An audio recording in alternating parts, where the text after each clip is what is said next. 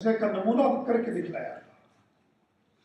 इसलिए जो डेवलपमेंट जो विकास का काम हुआ है, अच्छा जब आज हम बिहार के बाहर जाते हैं तो हम लोगों के बोलने के पहले लोग कहते हैं कि साहब मैं तो गांव गया था 40 साल से, हमारे गांव में तो आज तक सड़क नहीं थी, 40 साल हो गया। इस बार मैं अपने गांव गया तो मेरे गांव की सड़क बन गई, मुझे तो विश्वास नहीं हुआ कि मैं बिहार हूँ। बाकी की बात छोड़ दीजिए, मैं चूँकि सरकार में आने के बाद अधिकांश मौका हेलीकॉप्टर या हवाई जहाज से जाने का मिलता है, सड़क मार्ग से जाने का मौका कम मिलता है समय के अभाव के कारण। और कई बार मैं जब सड़क मार्ग से मैंने कटिहार जिले में यात्रा की सुदूर गांव के इलाकों में, तो मुझे विश्वास नहीं था कि मेरी सरकार में हम लोगों ने इतनी बढ़िया सड़क इतने सुदूर इलाकों में 4 साल में बना दिया।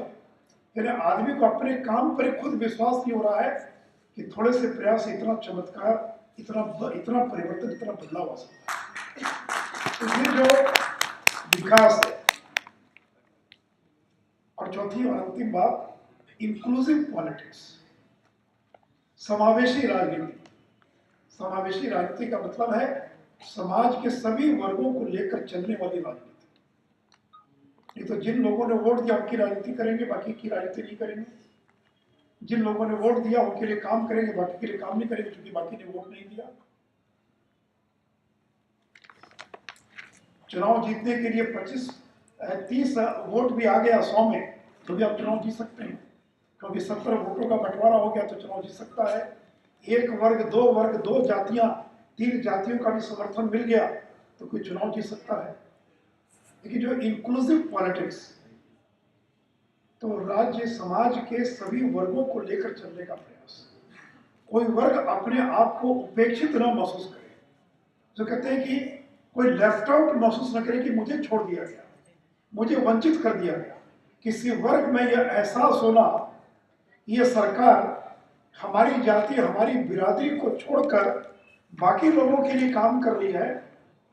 इंक्लूसिव पॉलिटिक्स का ये मतलब होता है कि समाज के सभी सामाजिक वर्ग, आर्थिक वर्ग, सभी वर्गों को साथ लेकर चलने का प्रयास, और किसी में सेंस ऑफ डिप्राइवेशन, डिप्राइव करना, वंचित कर देना, एक यह भाव कि मुझे वंचित कर दिया गया, मेरे समूह को वंचित कर दिया गया। ये जो इंक्लूसिव पॉलिटिक्स है मित्रों, जैसे मैंने कहा कि मैंने 4 बातों का जिक्र किया है, और मैं इसमें मीडिया को भी धन्यवाद देना चाहूंगा कि मीडिया के भी बड़ा योगदान रहा है। कमियां हैं, बहुत सारी कमियां हैं, लेकिन केवल कमियों को उजागर करेंगे या जो अच्छा काम हुआ है उसको सामने लाएंगे। कोई भी सरकार, कोई भी शासन में कमियां होती है, और जब विकासशील राज्य है, किन कठिन परिस्थितियों में बिहार में सरकार चलाना पड़ा है, कोई नजदीक से देखे तब उसे मालूम पड़ेगा। आज महाराष्ट्र में, गुजरात में, कर्नाटक में या हरियाणा में सरकार चलाना आसान है। कोई मुख्यमंत्री आ जाएगा, कोई सरकार आ जाएगी, वो सरकार चला सकती है क्योंकि एक व्यवस्था बनी हुई है, आप केवल उसमें खड़े होकर वो व्यवस्था चल रही है। लेकिन एक खंडहर, कोई मकान, कोई भवन खंडहर में तब्दील हो गया है। अफगानिस्तान को खड़ा करना ज्यादा कठिन है, तो जो खंडहर में परिवर्तित हो गया, वहां पर महल बनाना, वहां मकान बनाना, ये ज्यादा कठिन काम है।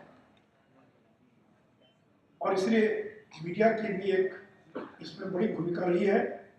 इसमें मैं अजय जी से जरूर आग्रह करूंगा कि आपके पोर्टल का और पॉजिटिव सहयोग मिलने की हमको आगे आवश्यकता है, क्योंकि आपके पोर्टल को जितना और पॉजिटिव रिपोर्टिंग करना चाहिए था, उसमें नेगेटिव पक्ष ज्यादा रहा है। इसलिए 2 इस बात में कर, अभी बिहार का ग्रोथ रेट अगर 11% हमने अचीव किया, इसमें बिहार का कोई व्यक्ति संशय करे कि साहब ये तो हो ही नहीं सकता, ये कैसे हो सकता है। हम एक लेख वो छाप सकते हैं और दूसरा लेख वो छाप सकते हैं जिसमें केवल साहब ये किया जा रहा है कि नहीं साहब 11% का ग्रोथ रेट तो हो ही नहीं सकता, ये झूठा आंकड़ा है, ये सरकारी आंकड़ा है। अरे भी ग्रोथ रेट का आंकड़ा ये कोई राज्य सरकारें अगर बिहार का तैयार करती तो गुजरात का भी राज्य की सरकारी करती है, और महाराष्ट्र का भी राज्य की सरकार करती है, सरकारी करती है। लेकिन कोई सरकार मनमाने तरीके से ग्रोथ रेट के आंकड़ों को इन्फ्लेट करके नहीं कर सकती। उसके लिए केंद्रीय सांख्यिकी संगठन है, सेंट्रल स्टैटिस्टिकल ऑर्गेनाइजेशन है, और इतने लेवल पर मॉनिटरिंग होती है। लेकिन अगर कोई बच्चा अच्छा कर गया तो उसका गार्जियन संदेह करे से जरूर चोरी किया होगा, तो अच्छा कर ही नहीं सकता। तो मेरा कहना यह है, इसलिए मीडिया की भी बड़ी भूमिका है। और चूंकि आपका पोर्टल को दुनिया भर के लोग देखते हैं, तो उनके मन में अविश्वास पैदा नहीं हो कि साहब इतना काम हो रहा, और बिहार टाइम्स कर रहा है कि हाँ तो सब नेगेटिव ही हो रहा है या नेगेटिव ज़्यादा हो रहा है। तो मित्रों, जहाँ तक कि चैलेंजेस का सवाल है, आप 2 दिन यहाँ बैठने वाले हैं और मैं उन चैलेंजेस के बारे में कोई ज़्यादा चर्चा नहीं करूँगा, लेकिन बिहार में हर चीज़ चैलेंज है। मैं एक राज्य में गया तो देखा वहाँ सड़क का बजट बहुत कम, मुझे आश्चर्य लगा, इतना बड़ा राज्य यहाँ सड़क का बजट इतना कम क्यों है। तो मालूम पड़ा कि भी वहाँ तो सड़क सैचुरेट हो गई, तो उनको सड़क के क्षेत्र में बजट प्रोवाइड करने की ज़्यादा जरूरत नहीं है। तो बिहार जैसे राज्य में जो विकास के हर पैमाने पर पिछड़ गया, या हर चीज़ चैलेंज है, हर चीज़ प्रायोरिटी है, हम किसको प्रायोरिटी तय करें बड़ा कठिन होता है। शिक्षा रहे कि लॉ एंड ऑर्डर रहे कि हॉस्पिटल हेल्थ केयर रहे कि एजुकेशन रहे, प्राइमरी रहे कि सेकेंडरी रहे, अरे कोई 2, 4, 5 क्षेत्रों में अच्छा काम हुआ तब तो हम प्रायोरिटाइज कर सकते हैं कि ठीक है इस क्षेत्र में काम होगा, इस क्षेत्र को प्रायोरिटाइज किया जाए। तो यहाँ तो हर चीज़ प्राथमिकता में। लेकिन मित्रों, जो चैलेंजेस है वो आपको भी ध्यान में है, और जो एक सबसे बड़ा सड़कों की दिशा में तो काम प्रारंभ हो गया, और अब मैं समझता हूँ अगर 5 साल में इतनी सड़कें बन जाएगी कि लोगों को सड़कों की शिकायत करने का मौका नहीं मिलेगा।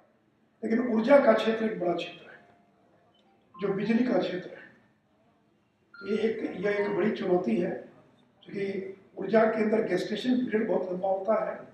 एक बिजली का कारखाना आज लगाइए तो उसके उत्पादन में कम से कम 7 साल, 8 साल, 10 साल समय लगता है। फॉरेस्ट क्लियरेंस, वाटर का क्लियरेंस, उसके लिए कोल का लिंकेज चाहिए, इतना तरह का लैंड एक्विजिशन का प्रॉब्लम, 1000 एकड़ जमीन चाहिए।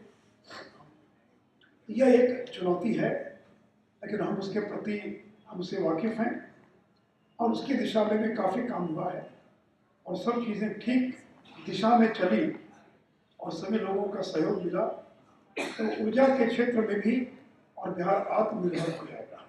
हमारे पास प्रपोजल्स की कमी नहीं है। अब तो आने वाले लोग रोज आकर कहते हैं कि हम पावर पॉइंट लगाना चाहिए, उन्होंने कहा मैं यहाँ जोड़ता हूँ।